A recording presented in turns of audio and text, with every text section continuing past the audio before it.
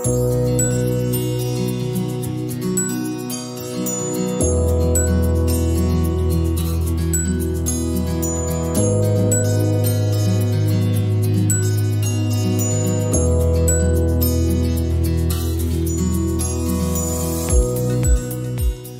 nuus dat 'n nuwe baba op pad is, ontlok verskillende reaksies. Het jy al agtergekom? Jy kry die mense wat dadelik baba hoor en begin huil. Hulle het nog nie eens die detail gehoor nie. Hulle hoor net baba en die trane rol. Ander is weer oorywerig. Hulle wil dadelik weet of alles in plek is. Hulle sal vra, het jy 'n kamer reg? Het jy al 'n naam? Het jy 'n pram? Watter hoërskool toe gaan jy haar na toe stuur? En dan kry jy die derde groep. Hulle oë rek so 'n bietjie. Hulle glimlag beleefd, en dan vra hulle die vraag wat baie mense dink, maar baie min mense vra, en hulle sou vra, is julle gereed hiervoor? Weet julle wat op julle wag? Want die nuus van 'n baba bring altyd 'n reaksie. Soms bring die nuus vreugde, ander kere vrees. Nou in hierdie adventtyd waar ons oral die uitbeelding sien van Jesus se geboorte, en waar ons harte voorberei vir sy koms, is daar die gevaar, dat ons so oorbekend kan wees daarmee, dat ons die grootsheid daarvan op kan uitmis. Nou die nuus oor die koms van Jesus het verskillende reaksies ontlok in sy tyd. Herodes hoor die nuus, hy's koning, maar hy's bang. Maria is aanvanklik ontsteld, sy's bang, maar sy gaan op 'n innerlike reis en sy oorkom haar vrees en sy land op vreugde. So die vraag is, hoe kan ons opnuut die koms van Jesus met vreugde ingaan? So kom ons kyk weer na hoe die nuus by Maria aangekom het. Ons lees saam. En in die 6de maand is die engel Gabriël deur God gestuur na 'n stad in Galilea met die naam van Nasaret, na 'n maagd wat verloof was aan 'n man met die naam van Josef, uit die huis van Dawid. En die naam van die maagd was Maria. En die engel het by haar binnegekom en gesê, wees gegroet, begenadigde. Die Here is met jou. Geseënd is jy onder die vroue. En toe sy hom sien, was sy baie ontsteld oor sy woord en sy het daaroor nagedink wat hierdie groet tog kon beteken. En die engel sê vir haar, moenie vrees nie Maria, want jy het genade by God gevind. En kyk, jy sal swanger word en 'n seun baar en jy moet hom Jesus noem. Hy sal groot wees en die seun van die Allerhoogste genoem word. En die Here God sal hom die troon van sy vader Dawid gee, en hy sal koning wees oor die huis van Jakob tot in ewigheid. En aan sy koninkryk sal daar geen einde wees nie. En toe sê Maria vir die engel, hoe kan dit wees, aangesien ek geen man het nie? En die engel antwoord en sê vir haar, die Heilige Gees sal oor jou kom, en die krag van die Allerhoogste sal jou oorskadu. Daarom ook sal die heilige wat gebore word, seun van God genoem word. En kyk, Elisabeth, jou bloedverwant, het self ook 'n seun ontvang, in haar ouderdom. En in hierdie maand is die 6de vir haar, wat onvrugbaar genoem is, want geen ding sal by God onmoontlik wees nie. En Maria sê, hier is die diensmaagd van die Here. Laat dit met my gaan volgens u woord, en die engel het van haar al weggegaan. So vandag verken ons 3 vrae. Hoekom sou 'n koning bang wees vir 'n baba? Hoe kon 'n jong tienermeisie tweedens die nuus met vreugde ontvang? En dan derdens, hoe kan ons Jesus ontvang as 'n geskenk? So ons eerste vraag, hoekom sou 'n koning bang wees vir 'n baba? Want kyk, as daar nou iemand was wat nie bang moes wees vir 'n baba nie, dan is dit mos nou 'n koning. Koning het soldate en 'n paleis. Koning het mag, geld, invloed, hy het beskerming. En tog lees ons Matteus 2, dat toe Herodes die nuus hoor van Jesus se geboorte, is hy dadelik ontsteld. Nou die Griekse woord vir ontsteld is terazo. Hy was geskok, ontwrig, diep ontsteld. Kyk, hy is nie net effens ongemaklik nie. Herodes was gerattel. En hoekom? Wat kan 'n klein baba doen om 'n koning te laat bewe? Herodes was nie bang vir die baba nie. Hy was bang vir wat die baba van hom sou vra. Hy was bang dat dit die einde van die lewe sou wees soos hy dit geken het, waar hy gesê het hoe dinge gebeur, waar hy in beheer is. So Herodes se vrees was nie oor Jesus se krag nie, maar oor sy eie kwesbare posisie. Jesus sou alles bedreig wat vir hom belangrik is. En as ons eerlik is, as ons dink aan God wat na ons toe kom, kan dit ook ons reaksie wees. Herodes gaan tot die uiterste om nie beheer te verloor nie. Hy laat alle babas onder die ouderdom van 2 doodmaak, om in beheer te bly. Kyk, en al gaan ons nie self tot sulke uiterstes nie, voel ons dikwels hierdie selfde vrees oor Jesus se koms. So wat is jou reaksie op die koms van Jesus, van 'n ander soort koning en 'n ander soort koninkryk? Nou om bang te wees is 'n baie verstaanbare moontlikheid. Dalk voel jy dat hierdie nuwe lewe is een waaroor jy onseker oor is. Dat dit jou meer gaan kos as wat jy gaan kry en dat dit wat jy ken, die beheer wat jy ken, dat dit gaan bedreig.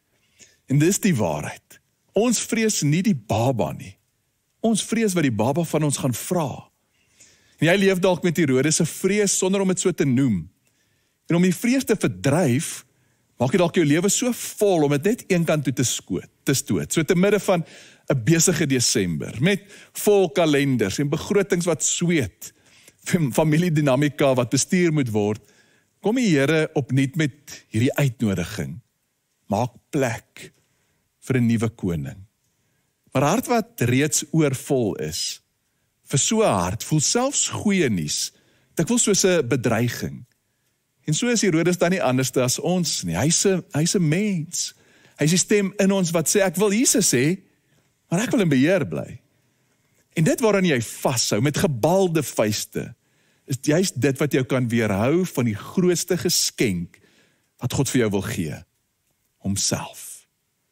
So hoe kon 'n jong tienermeisie dan die nuus met vreugde ontvang? Ons tweede vraag. Want kyk, Maria was 'n jong meisie van 'n klein dorpie, van 'n gewone gesin. Sy was 'n tiener, onopvallend, sonder enige mag, en nou nie eintlik iemand wat jy op papier sou kies om 'n wêreldveranderende rol te speel nie. En tog ontvang sy die nuus van Jesus se koms met iets wat Herodes nooit gevind het nie. Vreugdevolle oorgawe.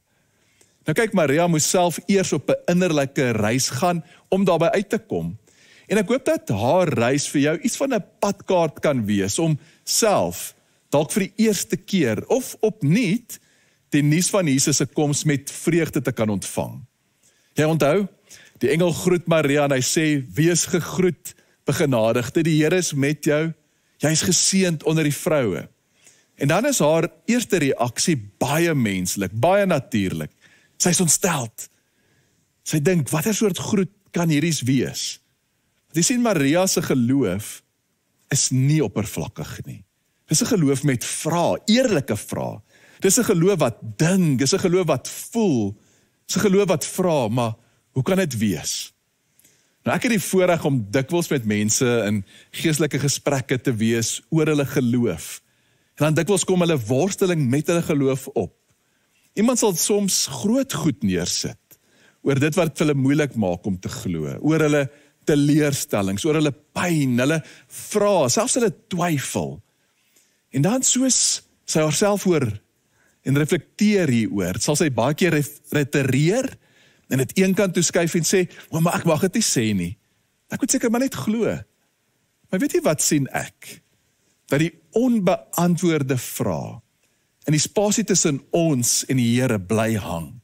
En hierdie onbeantwoorde vrae raak soos 'n muur tussen ons en God. God verwag nie van jou om jou brein of jou vrae of jou hart by die deur te los as jy by 'n kerk instap of na jou binnekamer toe gaan nie.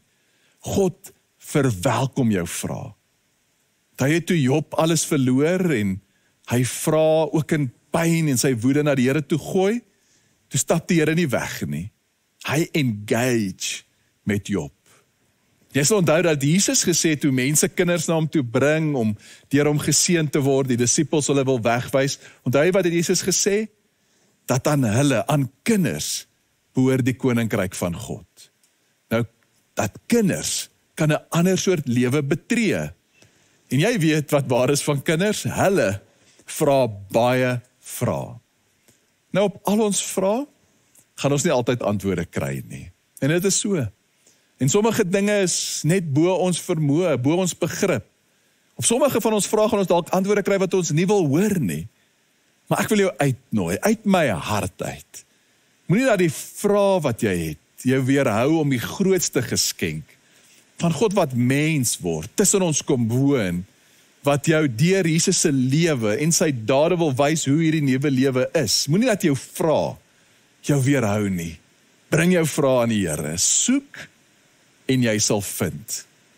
Nou die pad van vrees na vreugde lê tweedens ook daarin toe Maria hoor hoe die Here na haar kyk. Maria hoor die nuus en dat sy die moeder van Jesus gaan word en sy kyk na haarself. Sy dink dadelik, maar hoe kan dit wees? Ek was nog nooit by 'n man nie, ek's 'n maagd. Sy kyk na haarself en sy dink, ek het nie die vermoë, ek het nie die krag om hierdie tot stand te bring nie. En dalk is dit wat ons vasgevang hou in vrees, wat ons daarvan weerhou om die vreugde te beleef van 'n lewe saam met die Here. Ons kyk na al die areas van ons lewe, na alles wat gebroke is, ons verhoudings wat sukkel, ons sonde, ons gewoontes waarby jy bly vashak, na ons lewe wat nie koers wil kry nie, en dink maar, hoe is dit moontlik? Maar dan kom die engel, en hy sê vir haar wie sy is in die Here se oë, en sy hoor hoe die Here na haar kyk. Hy sê vir haar, jy Maria, is God se begenadigde. Hy sê met ander woorde, God gee jou genade en daarom is jy geseënd. Maria kyk na haarself deur haar eie oë en sy sien die onmoontlike. Maar die Here sien haar vir wie sy is en vir wie sy kan wees deur sy oë. Wat vir haar onmoontlik is vir die Here moontlik. En dan om haar te help, herinner die engel haar aan wat met haar tannie Elisabeth gebeur het. Sy wat op 'n lae ouderdom swanger word en haar storie, onmoontlik in haar eie oë, maak dit vir Maria moontlik om ook met ander oë na haarself te kyk. En dis hoekom ons hierdie pad van geloof met mekaar deel, in vriendskappe, in geloofsgemeenskap. Ons hoor die verhale van ander uit die Bybel. Ons hoor hoe hulle met die Here gestoei het. En dan sien ons hoe die Here hulle verander het. Ons sien in hierdie verhale, ons hoor dit in die stories van mense, hoe die Here gewone, stikkende mense, maar ook vissermanne, skrynwerkers, ook dokters, regskenners, almal se lewe kon verander.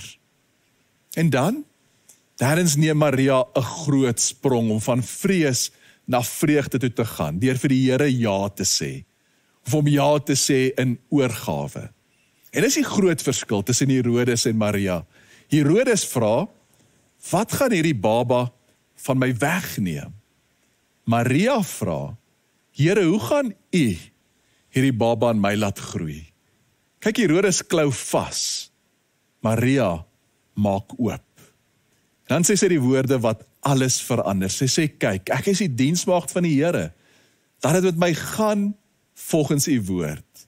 En dis nie omdat sy alles verstaan nie, dis nie omdat sy die hele plan sien nie, dis nie omdat sy sonder vrees was nie, maar dis omdat sy God vertrou.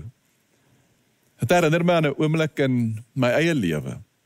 Ons dogtertjie is na jare se uitdagings met fertiliteit, is sy uiteindelik gebore. Maar 6 weke te vroeg. En dit in die eerste COVID lockdown.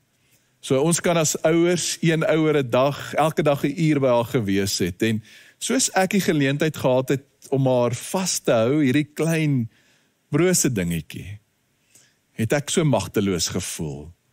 En ek het elke dag vir haar een gebedsang oor en oor gesing, wat die woorde gehad het, nothing can trouble, nothing can frighten. Those who seek God shall never go wanting. En ek dink ek het dit meer vir myself gesing as vir haar. Nie om my situasie nie vreesaanjaend was nie, maar om my te herinner dat God naby is. En om myself oor te gee aan sy teenwoordigheid, om vir hom ja te sê. En so het midde van monitors wat biep, kon ek na kyk en besef, vreugde is nie die afwesigheid van vrees nie. Vreugde is die teenwoordigheid van die Here. En dis hoekom Maria kon vreugde vind, nie omdat sy sonder vrees was nie, maar omdat sy in haar vrees haar fokus geplaas het op die teenwoordigheid van die Here. God vra nie van ons groot geloof nie, Hy vra van ons 'n klein, selfs 'n wankerige, fluisterende ja vir hom. Dit bring ons by ons derde vraag. Hoe kan ons Jesus dan opnuut ontvang as 'n geskenk? En dis die hart van Kersfees. Want ons weet mos, 'n geskenk beteken niks as dit nie oopgemaak word nie. Niemand ontvang 'n geskenk en plaas dit in 'n kas en kyk nooit weer daarna nie. Niemand vat 'n mooi pakkie en sê ek sal dit volgende jaar oopmaak nie. Nee, jy ontvang dit en jy ontvang dit met verwondering, met dankbaarheid. En jy ontvang dit eerstens deur jou hande uit te steek. So ontvang ons hierdie goddelike geskenk in 'n wêreld wat so vol besig en vol lawaai is. Nou, ek wil nie vir jou 'n lysie gee om te doen nie, dis die probleem van Desember, ons lysies is lank. Dalk het 2 eenvoudige uitnodigings, 2 gebare, 2 innerlike bewegings van die hart. Eerstens, maak jou hande oop. Wanneer iemand 'n geskenk gee, is daar iets mooi in die liggaamstaal van beide, die een wat gee en wat ontvang. Beide maak hulle hande oop. Hulle strek hulle arms uit, hulle beweeg nader, die een om te gee, die ander een om te vang. En Maria wys vir ons hierdie gebaar, wanneer sy sê, laat dit met my gaan, volgens u woord, dis die taal van oop hande. Sy sê nie, laat ek dit beheer, soos wat ek dit wil hê nie. Sy sê nie, laat ek eers verstaan en dan besluit nie. Sy sê nie, Here, laat u by my planne inpas nie. Sy sê net, Here, ek is oop. Doen wat u wil. En dis so 'n mense geskenk. Jesus ontvang nie meer deur meer te doen nie, maar deur minder vas te hou. As jy voel dat Desember se gejaag trek jou vas, as jy voel die vrese van 'n nuwe jaar druk, en as jy voel jou hart is vol, moeg, oorweldig, doen net hierdie eenvoudige beweging. Maak jou hande oop. En dalk kan jy in jou tye van gebed hierdie week dit letterlik doen, jou oë oop hou, terwyl jy gaan sit en jou hande oop maak en net bid, Here, ek is u dienskneg. Laat dit my wees volgens u woord. En dis genoeg. Want die Here werk met oop hande. Die Here maak dit wat dan leeg is, vol. Die Here gee vir jou wanneer jy nie kan nie. Die Here bring vrede wanneer jy nie weet hoe nie. En Maria wys vir ons dat oorgawe is nie 'n groot prestasie nie. Dit is soms 'n klein oopmaak. En soos wat ek nou na my oop hande kyk, onthou ek ook dat wanneer jy oorgee, dan hou jy jou hande op.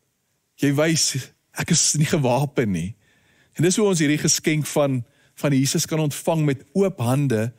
Tweedens, deur te vertrou op die een wat die geskenk wil gee. Want om 'n geskenk te ontvang, gaan nie net oor wat jy ontvang nie, maar ook van wie jy dit ontvang, wie dit gee. Kyk, as 'n vreemdeling vir jou geskenk gee, dan is jy versigtig. Maar as iemand wat jy liefhet vir jou geskenk gee, dan is jy oop en jy is bly en daar's vreugde. So hier is die vraag, wie is dit wat vir jou die geskenk van Jesus gee? Is die God wat jou sien, is hy wat jou roep. In Kersfees ontdek ons nie net dat Jesus gebore is nie, ons onthou ook wie hom gestuur het. God wat in sy liefde skep, kom in sy genade nader. Nie om te verwoes nie, maar om heel te maak. Nie uit dwang nie, maar om ons te nooi. Nie om jou te veroordeel nie, maar om jou te red. En nie om van ver af opdragte uit te binder nie, maar om naby jou te kom. Hy kom nie in mag nie, hy kom in broosheid, die skepper van hemel en aarde, wat magtig is oor alles, los alles agter. Hy kom as 'n weerlose baba. Hy word een van ons, om tot ons harte te spreek. Want is dit nie so nie, dat 'n baba het 'n manier om ons te ontwapen, om te spreek tot ons hart. Hierdie baba Jesus, wat sou groot word, wat deur sy lewe, ons sou leer hoe om te lewe saam met God, en hy het eintlik sy lewe vir ons gee, dit aflê om ons te red, om ons te oortuig van God se liefde, kom na ons as 'n baba. Nou die geboorte van Jesus in ons lewe is nie net iets wat een keer gebeur nie. Dit is 'n uitnodiging om voortdurend om te ontvang in ons lewe. En wanneer jy Jesus ontvang as 'n geskenk, is dit dan nie iets wat jy doen nie, is wat hy doen.